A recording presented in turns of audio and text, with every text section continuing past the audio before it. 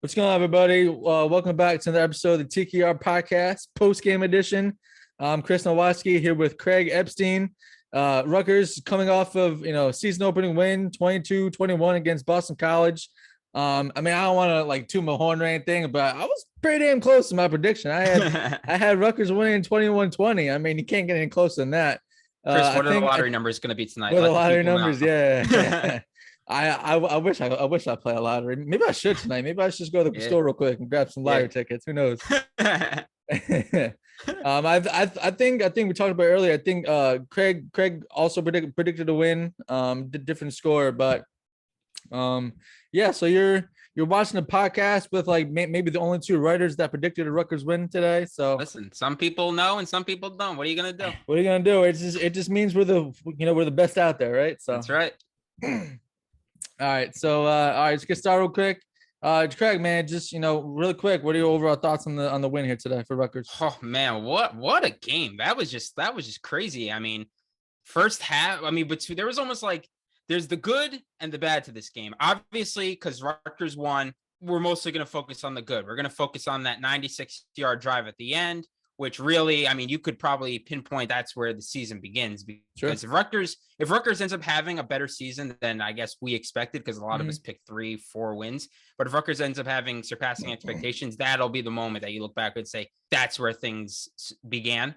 So obviously that's going to take the cake. The defensive line played absolutely tremendous. I don't even know how many sacks they ended up having, but just Jerkovic was just under pressure the entire game. That guy, I almost felt bad for that guy at one point. That guy was just getting brutalized almost every time he dropped back. And man, it was just the defense as a whole had a great game. Props to them. They really put together 4 great quarters of football. And obviously, like I said, the 96 yards defense played great games. That's the great part. That's going to be the thing everybody probably talks about for the next week. But then there's also, you got a little bit of the shaky stuff. The quarterback carousel, I'll be honest, I wasn't a fan of that. Going between obviously we found out before the game. We'll get into that later with Federal getting hurt, but just going back between Wimsatt and Simon, I wasn't a big fan. It just seemed random. There was really no flow to the offense for the entire game, really, until that 96-yard drive. It felt like there were times where I felt like Wimsatt should be in and Simon was in, Wimsatt should be in. Just a lot going on with the quarterback carousel, but props to them. The run game was great today. Yeah. So I said before the podcast, Chris, I know you weren't sure. So let's see how good. Let's see if you can go 2 for 2 with predictions. Okay. What was the run differential between Rutgers and Boston College today? Yeah, I didn't look at the total, so I'm going in blind with this. I'm going to say Rutgers had, I'm going to go 200 yards rushing, and Boston College maybe 40. How about that? Oof, you actually overestimated Boston College. You were close with Rutgers. Rutgers had 212. Boston College had 29 yards rushing for the entire game. That's all. When you have a differential like that, the fact that the game was even this close, honestly, is just honestly crazy, because when you have a differential like that, it's almost like you're almost guaranteed the whole loss. And Boston College led for most of the game, so really it's just a crazy game, man. And the fact that, but a lot of good vibes gonna come out of Piscataway after this one, because they earned this one 100%. Just to start off the season with a huge win on the road against an old Big East rival, against the Power 5 team. Both teams obviously absolutely won this game, and Rutgers got it. And, I talked to, on the podcast earlier in the week, if Rutgers had any chance to go into a bowl game, with the schedule against all the other Big Ten teams, this was a game it had to have. And, obviously bowl games is way too far, to really think about right now. But if they wanted to have a chance at the bowl game, this was a game they had to win, and it did. Absolutely gritty effort. I'll start with some good things as well. Some things that caught my eye. Like you talked about, the run game was just tremendous. Kyle Monungai was just moving the pile with strong legs. Al-Sadi Salam got some good work in. We saw Sam Brown get a couple carries. The offensive line did a pretty good job. There was some shaky guys. Maybe left tackle wasn't playing the best, but Ireland Brown played really well. Going back to the quarterbacks. Yeah, I mean, I kind of expect. I mean, I knew that Noah Vedral wasn't going to play. He's been banged up. But yeah, the rotation, whatever you want to call it, the revolving door of quarterbacks. I guess it was a little much, especially in the beginning. Like I said, no one really could really get in the flow. We saw Gavin Wimsatt have a couple mistakes. He threw the pick. I remember one option play where if he kept the ball, he might have scored in the play, but he handed off, and I think it was Monungai lost like 6 yards on the play. So there definitely were some mistakes, and you really didn't see Gavin kind of after that. He also had a late hit out of bounds on his interception too. But I thought Evan Simon did a pretty good job in the pocket. He ran the offense well. If I had to pick, my guess is Simon starts again next week. But yeah, Johnny Langan saw some snaps at quarterback too. He did well. Johnny offense, caught the ball, ran the ball, everything. So yeah, they actually had 4 guys at quarterback because Youngblood, I think, lined up. You know what? Yes, Youngblood had like 1 snap. I was like, I like did a double take. I was like, wait, was that Youngblood for a second? Yeah, I remember that too. Yeah. But yeah, I mean, the receivers were okay. Tosh Harris was a little quiet, but Cruikshank looked really good. He had a couple running plays, scored on the one long run. It kind of like a reverse type of play. I mean, he looks healthy coming off his ACL injury last season. Who else? Sean Ryan had a pretty good game. Youngblood had a catch on the screen pass. I think Langan caught a couple balls in the middle of the field. So I think Konopka maybe the same play, caught a pass as well at tight end. So overall, I mean, I was kind of encouraged with the offense. I would like to see them settle in on a quarterback, but I honestly think you'll see the rotation for quarterbacks the whole season. I think that's something that's here to stay. You saw that last year. I think Sean Gleason, I think, likes to do that also. Yeah, I mean, I was gonna say, I mean, I think I'm cool. I mean, I'm kind of cool if you want to rotate. Like, I'm cool if you want to play some plays here and there. You want to switch, but to do it like, I don't know. Today, I didn't like it. Today, it felt like, you know what it reminded me of? It reminded me of years ago. Remember when Tim Tebow played for the Jets, and they just kept going back and forth between Sanchez and Tebow, and the offense just had no flow. Right. And it was just like, why are you doing this? To me, it felt like that today. And to do that the entire season, I feel like would be a mistake. I can live with, like, honestly, I almost rather they would have done what Harbaugh is doing at Michigan. Say this week is Wimsatt, next week is Simon. That way you get more of like a real read on these quarterbacks and how they are in the game atmosphere. The offense, the guys aren't looking over their shoulder after every play to wonder if they're coming out or not. The offense, I feel like, would develops more of a flow. So that's kind of my opinion on it. I can like you said, last season there was a rotation, but it didn't feel as like heavy-handed. Like you kind of knew when Vedral was going to play, and you knew when Wimsatt was going to come in. Today it felt like too much. I didn't like it, but yeah, they won, so I guess the victors go spoils, right? I actually think this kind of rotation is better than what Michigan's doing. I think the difference is, like, not knocking Rutgers or anything, but the 2 quarterbacks Michigan are playing are better than what Rutgers has. So I think it's more to like throw defenses off. You don't know who's going to be out there, so you can't really kind of plan, I guess, for what's going to happen. But I think it's something we'll continue to see. So and I was going to say fair enough. I was going to say the next, and Rutgers is, I think Rutgers is kind of lucky now in the next 2 weeks against Wagner and Temple are probably, I would think, winnable games. Sure. So that's three games right there of, Rutgers might right now after this win, Rutgers is, I think, definitely looking at a 3-0 start. And by then they should have more of an idea of who can run the offense better. Sure. Or maybe Noah comes back and they just slide him back in. You know what? Imagine Noah come back and like 6 guys now take snaps. They're just I mean, how many quarterbacks can they play in a game? Rutgers might, to be honest, if Noah comes back, it could go for the record. Could have Noah, Gavin, Simon, Langan, Youngblood. That's 5 there. Cruikshank has probably taken snaps before, so who knows? I mean, Rutgers is going for the record here. Who knows? I wonder if anyone has a stat on that. How many what's the most number of guys who took a snap in a college game? That'd be an interesting find. Someone could find that for us. Yeah, right. But I kind of want to go back a little bit to the offensive line. Sure, yeah, I was gonna do that too. Yep. It's kind of to me, it was kind of a little bit of a tale of two tales, I guess. I don't know, whatever. But they were very good in the run game, obviously because they kept it off with that crazy drive. But not as great in the passing game. They did have 110 yards passing, but they had the offensive line had their moments in terms of pass protection, but the run blocking was definitely the stronger part. Yeah, definitely. And if you look at the differential, Rutgers 110 versus Boston College 283. I'm curious. I'm not sure how much of that came by halves because I mean, as you saw in the second half, Rutgers really stepped it up. You're talking about passing yards, right?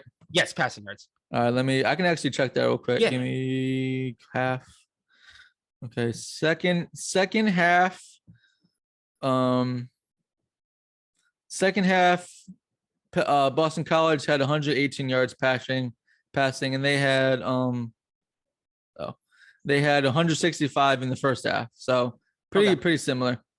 Yeah, okay. But Rutgers had 116 yards. So here's a good one. Going back to the rushing, Rutgers had 116 yards rushing alone in the second half. Boston College -8. Sheesh, I know. On 13 carries. Yeah. Just crazy. I mean, they could not get anything going in the run game in the second half. The defense, everyone. So I wrote it. I have a thoughts and observations piece coming out tomorrow morning.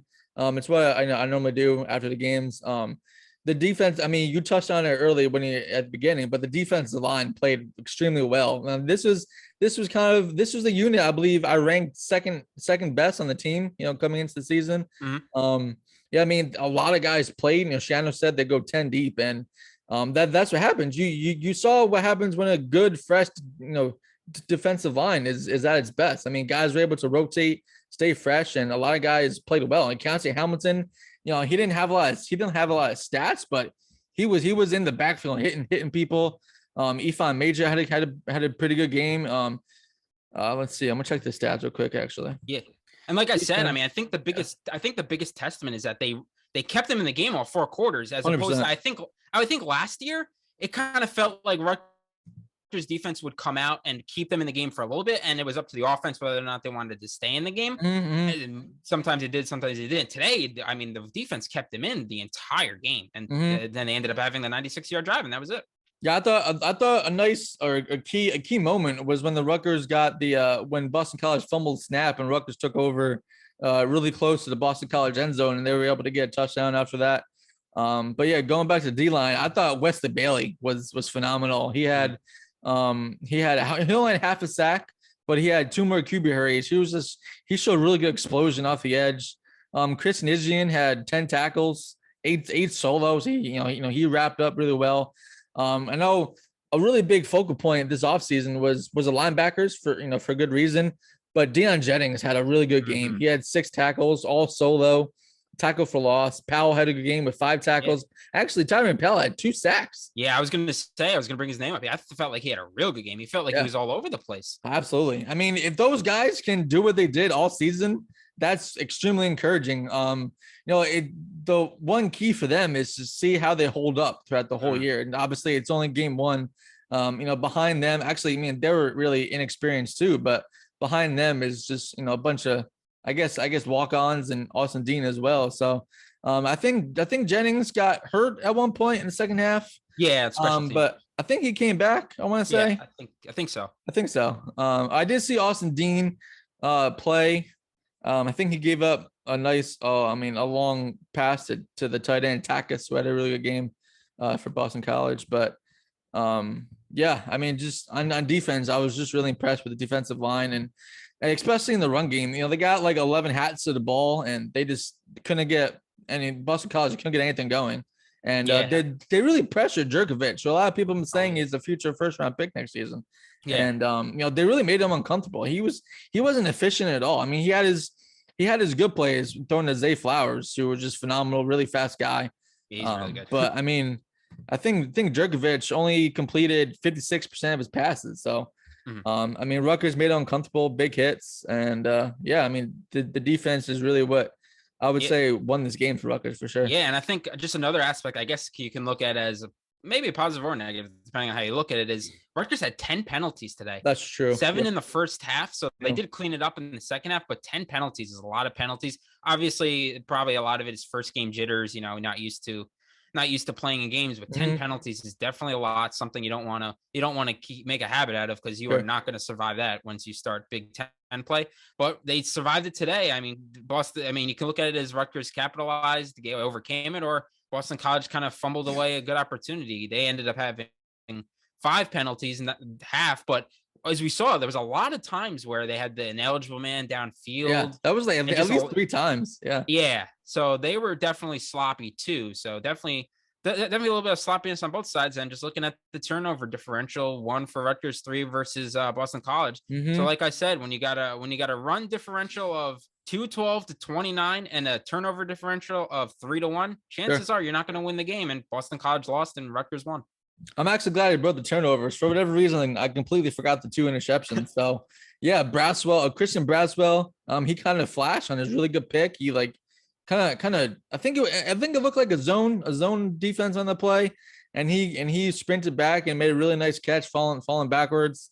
And Robert Longerbeam looked like he ran the route for the receiver and jumped the route and made a nice diving catch in front of the receiver. And those were two big plays. I mean, it kept Boston College obviously from keeping their drives going.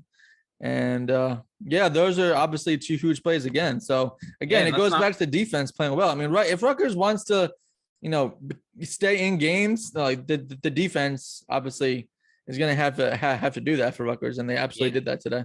Definitely, and let's not forget there was Rutgers probably should have had a fumble recovery early in the game. I think it was like the first play when the first play from Boston College. I forget who sacked him, but it came out from I forget who it was, but he sacked him. Guy fumbled the ball. The Rutgers guy was right there. He could have just laid on it, but he didn't end up getting it. And then that one play where they brought in the backup because Djokovic was banged up, hits right off of the guy who's in motion. And that one wasn't as close, but if a Rutgers guy jumps on it, you're looking at 5 turnovers right there. Sure. And who knows? Rutgers might have scored there. Yeah. So yeah, definitely not a banner game for Boston College. Yeah. So I hope I'm not forgetting anything. Just a really gritty, gutsy effort by Rutgers. I mean, a winning game on the road, and like I said, to start the season doesn't get any better if you're a Scarlet Knights fan who made the trip also. Yeah, right. And I guess you want to add one more thing. Rutgers wasn't great on third down, 4 for 14, but they still won the game. So, it's a lot. You can live with those. You can live with those stats when you win the game. Sure. That I can't get over that one drive when they ran the ball every they had one pass that was incomplete. Yeah. And they just really imposed their will on that scoring drive. That one probably should have been complete, because if I remember correctly, he had him and he kind of waited and he overthrew him, so we should have completed it. So yeah, that's definitely, like I said, if Rutgers ends up doing something this season, that's going to be the drive where you say this is where the season started. Yeah. One kind of, I guess, minor negative would be that the kicker Jude McAdamney, he missed the extra point early on and barely sneaked the field goal in. I kind of hyped him up a little bit in training camp. I think I saw he had a really big leg. But he was probably nervous, playing his first Power 5 game on the road. He's a D2 transfer from Ireland, so. I think on the second extra point, to take the lead, it was right down the middle. So I guess he overcame that. He got some confidence back. So I think, he probably should be okay going forward in that regards. Yep. Like I said, you can live with that stuff when you win the games. So the Rutgers won the game. 100%. So yeah, Wagner's up next, right? At home next Saturday, 4:00 game, I think. Yes. 4:00 game. So I think there was the boardwalk on Scarlet Knights, Scarlet Knights way. So some food trucks. I think there's some, kind of carnival games type of thing on there as well. So maybe one day you guys will find me and Chris on the Himalaya. Yeah. Could you imagine if they had like a giant? I don't think they have a Ferris wheel, but I think there definitely some kind of rides that are. I'm gonna guess they're gonna. I'm gonna guess a Himalaya, and Himalaya is probably a good bet. I'll say a merry-go-round. Merry-go-round, yeah, something more kiddie. Yeah, maybe a frog hopper. Hopper. You know what? When I was a kid, I loved the frog hopper. So you know what? If they have a frog hopper, I might need to ride that.